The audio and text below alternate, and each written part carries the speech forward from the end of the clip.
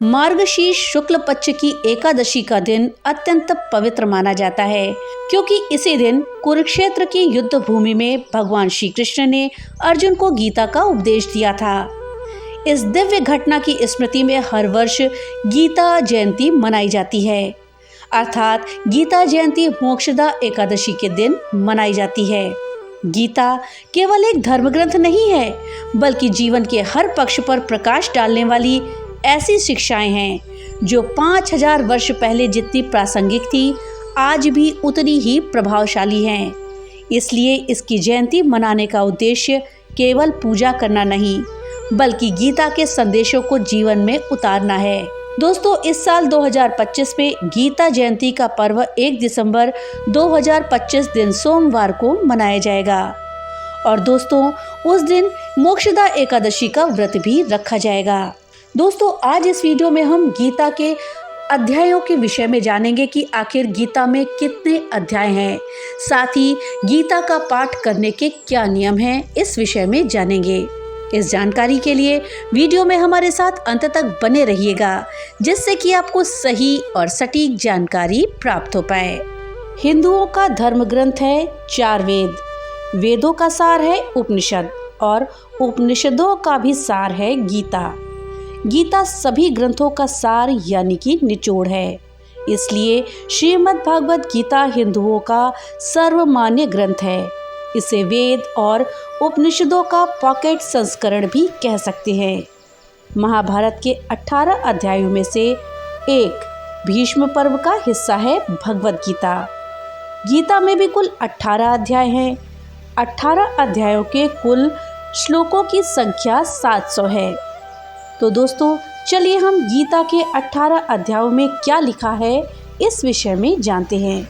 दोस्तों, गीता का पहला अध्याय अर्जुन विषाद योग नाम से है।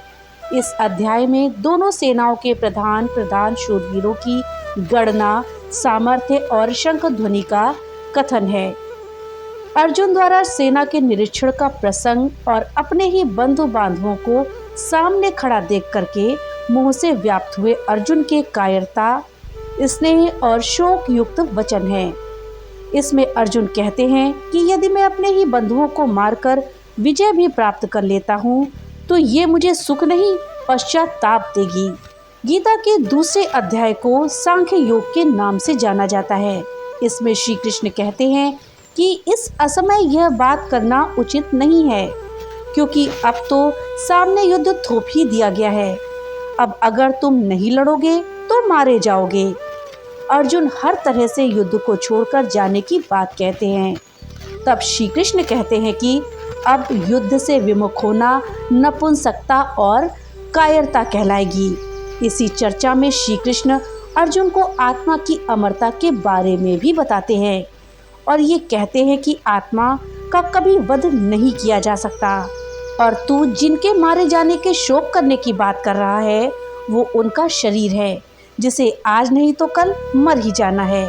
इसलिए जय पराजय, लाभ हानि और सुख दुख को समान समझकर उसके बाद युद्ध के लिए तैयार हो जाओ। इसी अध्याय में श्री कृष्ण सांख्य योग और स्थिर बुद्धि पुरुष के लक्षण का वर्णन करते हैं। गीता का तीसरा अध्याय कर्म योग के नाम से जाना जाता है। इसमें ज्ञान योग और कर्म योग के अनुसार जीवन में अनासक्त भाव से नियत कर्म करने की श्रेष्ठता का निरूपण किया गया है। इसमें कर्मों का गंभीर विवेचन किया गया है। अज्ञानी और ज्ञानवान के लक्षण तथा राग द्वेष से रहित होकर कर्म करने के लिए प्रेरणा की बातें कही गई हैं। इस अध्याय में ही हिंदू धर्म के कर्म के सिद्धांत का निचोड़ लिखा है। इससे ही ये प्रकट होता है कि हिंदू धर्म कर्मवादी है, भाग्यवादी नहीं है। श्री कृष्ण कहते हैं कि वास्तव में संपूर्ण कर्म सब प्रकार से प्रकृति के गुणों द्वारा किए जाते हैं, जो कि कार्य और कारण की ही श्रृंखला है। ये था गीता का तीसरा अध्याय। दोस्तों, गीता के चौथे अध्याय को ज्ञान कर्म संन्यास योग के नाम से जानते हैं। इसमें ज्ञान कर्म और संन्यास के योग का वर्णन है। सगुण भगवान का प्रभाव और कर्म योग का विषय, योगी महात्मा पुरुषों के आचरण और उनकी महिमा, फल सहित पृथक पृथक यज्ञों का कथन और ज्ञान की महिमा का वर्णन किया गया है। दोस्तों, अब आइए हम गीता के 5वें अध्याय के विषय में जानते हैं, लेकिन उसको जानने से पहले आपसे एक छोटी सी रिक्वेस्ट है कि अगर अभी तक आपने वीडियो को लाइक नहीं किया है तो कृपया वीडियो को लाइक कर दें और ज़्यादा से ज़्यादा शेयर करें, जिससे कि ये जानकारी अधिकतर लोगों तक पहुंच पाए। और हाँ, अगर चैनल पे पहली बार आए हैं तो कृपया चैनल को सब्सक्राइब कर दें और बेल आइकन दबाना ना भूलें, जिससे कि मेरी वीडियो सबसे पहले आप तक पहुंच सके। तो वीडियो में आगे बढ़ते हैं और जानते हैं गीता के 5वें अध्याय को। दोस्तों, गीता का 5वां अध्याय कर्म संन्यास योग के नाम से जाना जाता है। इसमें सांख्य योग और कर्म योग का निर्णय, सांख्य योगी और कर्म योगी के लक्षण और उनकी महिमा, ज्ञान योग का विषय और भक्त सहित ध्यान योग का वर्णन किया गया है। दोस्तों, अभी तक जितने योग हमने बताए हैं उन सभी योगों के वर्णन में आध्यात्म, ईश्वर, मोक्ष, आत्मा, धर्म, नियम आदि का वर्णन है। किसी भी प्रकार के युद्ध या युद्ध करने का नहीं है। दोस्तों, गीता का 6वां अध्याय आत्म संयम योग के नाम से जाना जाता है। इसमें कर्म योग का विषय और योगारूढ़ पुरुष के लक्षण, आत्म उद्धार के लिए प्रेरणा और भगवत प्राप्त पुरुष के लक्षण, विस्तार से ध्यान योग का वर्णन, मन के निग्रह का विषय, योग भ्रष्ट पुरुष की गति का विषय और ध्यान योगी की महिमा का वर्णन मिलता है। गीता के 7वें अध्याय को ज्ञान विज्ञान योग के नाम से जानते हैं। इसमें विज्ञान सहित ज्ञान का विषय, संपूर्ण पदार्थों में कारण रूप से ईश्वर की व्यापकता का कथन, आसुरी स्वभाव वालों की निंदा और भगवतों की प्रशंसा, भगवान के प्रभाव और स्वरूप को न जानने वालों की निंदा और जानने वालों की महिमा का वर्णन किया गया है। गीता का 8वां अध्याय अक्षर ब्रह्म योग के नाम से जाना जाता है। इसमें ब्रह्म, आध्यात्म और कर्मादि के विषय में अर्जुन के 7 प्रश्न और श्री कृष्ण के द्वारा दिए गए उनके उत्तर हैं। भक्ति योग का विषय और शुक्ल एवं कृष्ण मार्ग के रहस्य का भी वर्णन है। गीता के 9वें अध्याय को राजविद्या राजगुह योग के नाम से जानते हैं। इसमें प्रभाव सहित ज्ञान का विषय है। इसमें जगत का ईश्वर से संबंध और प्रकृति तत्वों की चर्चा है। इसमें जगत की उत्पत्ति का विषय, भगवान का तिरस्कार करने वाले आसुरी प्रकृति वालों की निंदा और दैवी प्रकृति वालों के भगवत जन का प्रकार, सर्वात्म रूप से प्रभाव सहित भगवान के स्वरूप का वर्णन, सकाम और निष्काम उपासना का फल और निष्काम भगवत भक्ति की महिमा का वर्णन है। दोस्तों, गीता का 10वां अध्याय विभूति योग के नाम से जाना जाता है। इसमें भगवान की विभूति और योग शक्ति का कथन तथा उसके जानने का फल और प्रभाव सहित भक्ति योग का कथन, अर्जुन द्वारा भगवान की स्तुति तथा विभूति और योग शक्ति को कहने के लिए प्रार्थना, भगवान द्वारा अपनी विभूतियों और योग शक्ति का वर्णन है। विभूति अर्थात सिद्धियां और शक्तियां। दोस्तों, गीता का 11वां अध्याय विश्व रूप दर्शन योग के नाम से जानते हैं। इसमें विश्व रूप के दर्शन हेतु अर्जुन की प्रार्थना, भगवान द्वारा अपने विश्व रूप का वर्णन, संजय द्वारा धृतराष्ट्र के प्रति विश्व रूप का वर्णन, अर्जुन द्वारा भगवान के विश्व रूप का देखा जाना और उनकी स्तुति करना, भगवान द्वारा अपने प्रभाव का वर्णन और अर्जुन को युद्ध के लिए उत्साहित करना, भयभीत हुए अर्जुन द्वारा भगवान की स्तुति और चतुर्भुज रूप का दर्शन कराने के लिए प्रार्थना, भगवान द्वारा अपने विश्व रूप के दर्शन की महिमा का कथन तथा चतुर्भुज और सौम्य रूप का दिखाया जाना, बिना अनन्य भक्ति के चतुर्भुज रूप के दर्शन की दुर्लभता का और फल सहित अनन्य भक्ति का वर्णन है। गीता के 12वें अध्याय का नाम भक्ति योग है। इसमें साकार और निराकार के उपासकों की उत्तमता का निर्णय और भगवत प्राप्ति के उपाय का वर्णन किया गया है और इसमें भगवत प्राप्त पुरुषों के लक्षण बताए गए हैं। गीता के 13वें अध्याय को क्षेत्रक विभाग योग के नाम से जानते हैं।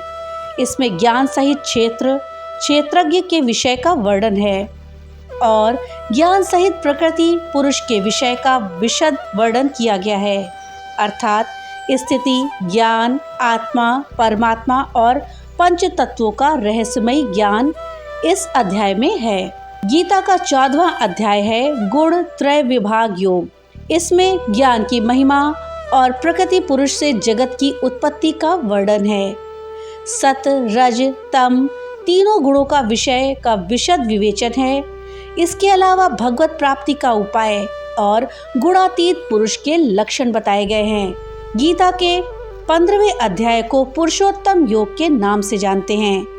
इसमें संसार को उल्टे वृक्ष की तरह बताकर भगवत प्राप्ति के उपाय बताए गए हैं।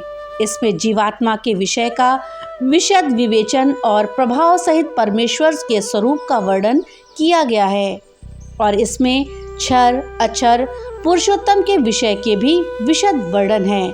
दैवासुर संपत्ति भाग योग, ये है गीता का 16वां अध्याय। इसमें फल सहित देवी और आसुरी व्यक्ति और संपदा का कथन किया गया है। आसुरी संपदा वालों के लक्षण और उनकी अधोगति का वर्णन भी इस अध्याय में मिलेगा। इसके अलावा शास्त्र विपरीत आचरणों को त्यागने और शास्त्रानुकूल आचरणों के लिए प्रेरणा दी गई है। श्रद्धा त्रय विभाग योग के नाम से जाना जाता है गीता का 17वां अध्याय। इसमें श्रद्धा का और शास्त्र विपरीत घोर तप करने वालों के विषय का वर्णन है।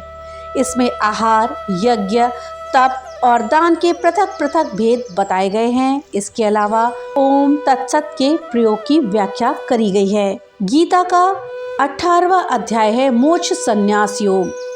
इसमें त्याग का विषय का वर्णन, कर्मों के होने में सांख्य सिद्धांत का कथन, तीनों गुणों के अनुसार ज्ञान, कर्म, कर्ता, बुद्धि, धृति और सुख के पृथक पृथक भेद का वर्णन है। फल सहित वर्ण धर्म के विषय का वर्णन, ज्ञान निष्ठा का वर्णन, भक्ति सहित कर्म योग की विवेचन और अंत में श्री गीता जी के महात्म्य का वर्णन इस अध्याय में किया गया है। कहा जाता है कि गीता जयंती के दिन गीता का नियमित पाठ जीवन में मुक्ति, मोक्ष, शांति और ज्ञान प्रदान करता है। जो लोग जीवन में समस्याओं, तनाव और उलझनों का सामना कर रहे हों, उनके लिए गीता के श्लोक मार्गदर्शन का कार्य करते हैं। इन उपदेशों की यही दृढ़ता और आश्वासन गीता को अन्य ग्रंथों से अलग बनाते हैं। भगवान कृष्ण के इन उपदेशों का अर्थ समझने के लिए केवल श्लोक याद करना काफी नहीं है, बल्कि मन को उतना ही ग्रहणशील बनाना आवश्यक है जितना अर्जुन ने युद्ध भूमि में बनाया था। तभी गीता का वास्तविक महत्व समझ में आता है। साल 2025 में गीता जयंती अर्थात मोक्षदा एकादशी तिथि 30 नवंबर को रात में 9:29 पर शुरू होगी और इस तिथि का समापन 1 दिसंबर को शाम को 7:01 पर होगा। इस हिसाब से गीता जयंती अर्थात मोक्षदा एकादशी 1 दिसंबर को मनाई जाएगी। दोस्तों, गीता से हमें ये ज्ञान मिलता है कि व्यक्ति को केवल अपने काम और कर्म पर ध्यान देना चाहिए। साथ ही कर्म करते समय इस बात का ध्यान रखना चाहिए कि हम जो भी कर्म कर रहे हैं उसका फल भी हमें निश्चित ही प्राप्त होगा। गीता हमें बताती है कि जीवन क्या है और इसे कैसे जीना चाहिए, आत्मा और परमात्मा का मिलन कैसे होता है, अच्छे और बुरे की समझ क्यों जरूरी है। इन सभी गूढ़ सवालों के जवाब हमें गीता में ही प्राप्त होते हैं। लेकिन सवाल ये है कि गीता का पूर्णतः ज्ञान हमें कैसे मिल सकता है और इसे हमें कितनी बार पढ़ना चाहिए, क्या नियम है इसको पढ़ने के। दोस्तों, गीता या फिर किसी भी पाठ से ज्ञान को प्राप्त करने के 4 स्तर होते हैं: श्रवण या पठन ज्ञान, मनन ज्ञान, निधिध्यासन ज्ञान और अनुभव ज्ञान। इन चारों स्तर से गुजरने के बाद ही किसी भी ज्ञान की प्राप्ति हमें होती है और इससे समुचित लाभ होता है। इसका अर्थ ये है कि आप पहले पढ़ते या सुनते हैं, इसके बाद पढ़े सुने ज्ञान के बारे में चिंतन और मनन करते हैं। यदि वो आपको ठीक और उपयोगी लगता है तब उसका अभ्यास कर उसे अपने जीवन में उतारते हैं और आखिर में उस ज्ञान का प्रतिफल आपको मिलता है। किसी भी ज्ञान को आप पढ़कर या सुनकर छोड़ देंगे, उसे अपनाएंगे नहीं तो उसका फल आपको कैसे मिलेगा। यही बात गीता पर भी लागू होती है। जब हम गीता पढ़कर उसके उपदेशों को जीवन में उतारेंगे तो निश्चित ही हमें अच्छे परिणाम मिलेंगे। दोस्तों, जब हम पहली बार गीता पढ़ते हैं तो इसे हम एक अंधे व्यक्ति के रूप में पढ़ते हैं, यानी हमें केवल इतना ही समझ आता है कि कौन किसके पिता हैं, कौन किसकी बहन और कौन किसका भाई है। पहली बार गीता पढ़ने पर इससे ज़्यादा कुछ भी समझ में नहीं आता। जब हम दूसरी बार गीता पढ़ते हैं तो मन में कुछ सवाल जागृत होते हैं कि ऐसा क्यों किया गया, ऐसा क्यों हुआ। जब हम तीसरी बार गीता पढ़ेंगे तो इसके अर्थ को समझने लगेंगे। हालांकि हर व्यक्ति को इसका अर्थ अपने तरीके से ही समझ आएगा। और जब हम चौथी बार गीता का पाठ करेंगे तो हर एक पात्र से संबंधित भावनाओं को समझ पाएंगे, जैसे अर्जुन के मन में या दुर्योधन के मन में क्या चल रहा है। पांचवी बार गीता को पढ़ने से पूरा कुरुक्षेत्र हमारे मन में खड़ा हो जाता है और हमारे मन में अलग अलग कल्पनाएं होती हैं। छठवीं बार गीता पढ़ने से हम भगवान को अपने सामने अनुभव करने लगते हैं और हमें ऐसा लगता है कि भगवान हमारे सामने ये सब बता रहे हैं। आठवीं बार गीता को पढ़ने से हमें ये पूर्णतः एहसास हो जाता है कि कृष्ण कहीं बाहर नहीं है बल्कि हमारे भीतर ही हैं और हम उनके भीतर हैं। श्रीमद् भागवत गीता का पाठ करने के कुछ नियम हैं। उन नियमों के अनुसार ही हमें इसका पाठ करना चाहिए। इसमें भगवत गीता पढ़ने के लिए सुबह का समय सबसे उत्तम माना जाता है, क्योंकि इस समय मन, मस्तिष्क और वातावरण में शांति व सकारात्मकता होती है। गीता का पाठ हमेशा स्नान करने के बाद और शांत चित्त से करना चाहिए। पाठ करते समय बीच बीच में इधर उधर की बातें नहीं करनी चाहिए और ना ही किसी काम को करने के लिए बार बार उठना चाहिए। अर्थात एक बार जब आप गीता पढ़ने बैठ जाएं तो आपको बीच में नहीं उठना चाहिए और ना ही बोलना चाहिए। साफ सफाई वाले स्थान और जमीन पर आसन बिछाकर ही गीता का पाठ करना चाहिए और गीता के प्रत्येक अध्याय को शुरू करने से पहले और बाद में भगवान श्री कृष्ण और गीता के चरण कमलों को स्पर्श करना चाहिए। तो दोस्तों, ये थी जानकारी कि भगवत गीता में कितने अध्याय हैं और भगवत गीता को पढ़ने का क्या नियम है। जानकारी आपको कैसी लगी हमें कमेंट बॉक्स में लिख करके जरूर बताइएगा। तो मिलते हैं अगली एक नई वीडियो के साथ, तब तक के लिए राधे राधे।